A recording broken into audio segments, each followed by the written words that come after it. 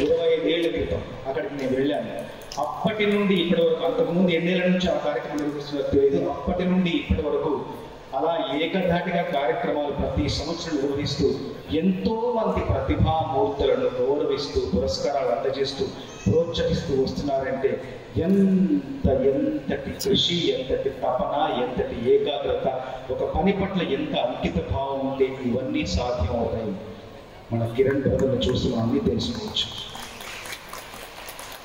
నన్ను ఆహ్వానించడానికి, నేను ఆస్కార్ వచ్చిన తర్వాత మా ఊరు చల్లగరిగ, వరంగల్ జిల్లా చల్లగరిగలో నేను ఒక మంచి కార్యక్రమానికి రూపకల్పన చేశాను. అక్కడ ఒక పురాతనమైన గ్రంథాలయం ఉంటుంది, శిథిలావస్థకు చేరుకుంది. ఆ శిథిలమైపోతున్న గ్రంథాలయాన్ని మళ్ళీ పునర్నిర్మించడానికి సంకల్పించుకొని ఆ గ్రంథాలయ నిర్మాణానికి పూనుకున్నాను. దాదాపు అయిపోవచ్చింది.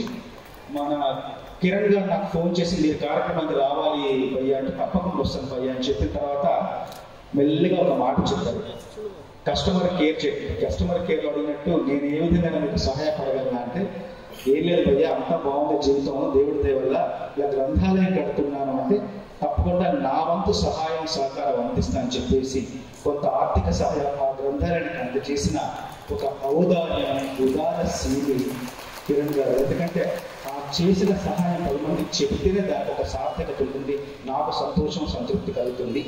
ఇక ఇలాంటి ఎన్నో కార్యక్రమాలు ఎన్నో పరోక్షంగా ప్రత్యక్షంగా ఎన్నో మంచి పనులు చేస్తూ ముందుకు వెళ్తున్న కిరణ్ గారికి ఇప్పుడు వస్తున్నప్పుడు నాతో పాటు సుమన్ చౌదరి గారు నన్ను తీసుకొచ్చారు. ఎన్నో విషయాలు తెలిసిన ఆయన వల్ల ఏంటంటే, కిరణ్ గారికి అమ్మా నాన్నంటే అమితమైన ప్రేమ, అభిమానం. పక్షులన్నా, పశువులన్నా, మొక్కలన్నా, ప్రకృతి అన్నా, ఇన్ని రకాలుగా పశువుల్ని, పక్షుల్ని, మనుషుల్ని, తల్లిదండ్రుల్ని, తోటి సోదరిని ప్రేమించే కిరణ్ గారిని తప్పకుండా భగవంతుడు నిత్యం ప్రేమిస్తూనే ఉంటాడు. నిత్యం కృప, అనుగ్రహం ఆయన మీద కురిపిస్తూనే ఉంటాడు. దీంట్లో ఎలాంటి అనుమానం లేదు. ఇక్కడ మీరందరూ ఎంతో ప్రతిభామూర్తులు, మీరెంతో ప్రజ్ఞాశీలులు, ఎన్నో పురస్కారాలు పొందారు. నేను మీ అందరికీ ఇచ్చే ఒక చిన్న సందేశం ఏంటంటే, నా జీవితంలో ఇప్పుడు నాకు వచ్చిన ఆస్కార్ నా 28 ఏళ్ల కృషికి ఒక నిదర్శనం, ఒక కృషికి ఒక ఫలితం.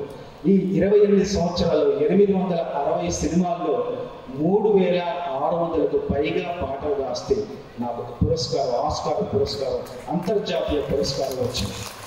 ఈ పాట కీరవాణి గారు, రాజమౌళి గారు చెప్పిన వెంటనే 45 నిమిషాల్లో రాసేసాను. కానీ ఆ పాట పూర్తవడానికి, ఆ పాట పూర్తిగా రికార్డ్ అవ్వడానికి 19 నెలలు పట్టింది. సంవత్సరం మీద 7 నెలలు పట్టింది.